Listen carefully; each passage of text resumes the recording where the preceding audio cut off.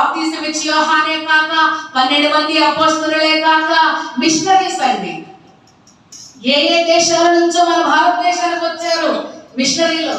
అక్కడ డబ్బంతా మూట కట్టుకొని వచ్చి ఇక్కడ ఖర్చు పెట్టారు.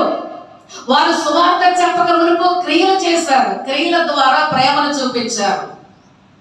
ఆ యొక్క మిషనరీలు కనుక మన భారతదేశానికి రాకపోతే విధవరాళ్ళు అనేవాళ్ళు భూమి మీద ఉండేవాళ్ళు కాదు ఇప్పటి వరకు. ఎవరండి? ఎవరు? మీరు విన్నది కరెక్టే. మిషనరీస్ వచ్చి ఏం చేశారు? వాక్యాన్ని చూపించారు.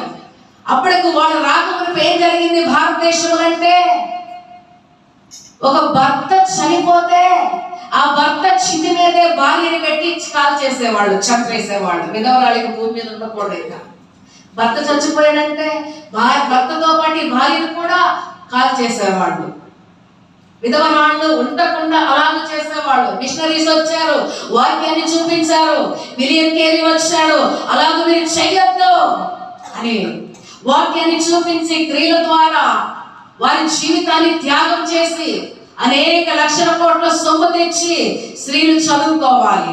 అజ్ఞానం వల్ల ఇలాంటివి జరుగుతున్నాయని స్త్రీలకు స్కూళ్ళు, కాలేజీలు కట్టించి, చర్చిలు కట్టించి, హాస్పిటల్స్ కట్టించి క్రీస్తు ప్రేమను చూపించి వారిలో ఉన్న వెలుగు లోకములకు చూపించి వారు వెలిగారు. అనేకులను వెలిగించారు, క్రీస్తు యొద్దకు నడిపించారు. హల్లెలూయా. మిషనరీస్ వచ్చి చేసిన సేవ అంతా ఇంత కాదండి. వారి జీవితాలను త్యాగం చేశారు. దేశం కాని దేశంకి వచ్చారు, భాష కాని భాష మధ్యకి వచ్చారు. వారు తినే ఆహార పదార్థాలు వేరు, భారతదేశం తిండి వేరు. అయినా సరే అన్నిటికీ ఓర్చుకున్నారు. కుటుంబాలతో వస్తే భార్య చచ్చిపోతే ఒక్క భర్తే సమాధి చేసుకున్నాడు, బిడ్డలు చచ్చిపోతే సమాధి చేసుకున్నారు. కానీ తిరిగి వెళ్ళలా.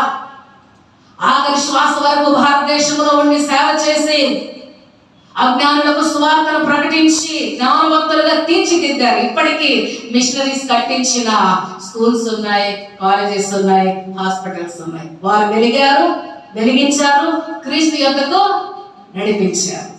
నీవు కూడా వింటున్న వాక్యాన్ని బట్టి వెలగాలి. అనేకులకు నువ్వు సువార్త చెప్పి నక్షత్రములాగా క్రీస్తు యొద్దకు నడిపించే పని కోరుకొని నువ్వు వెలిగించాలి.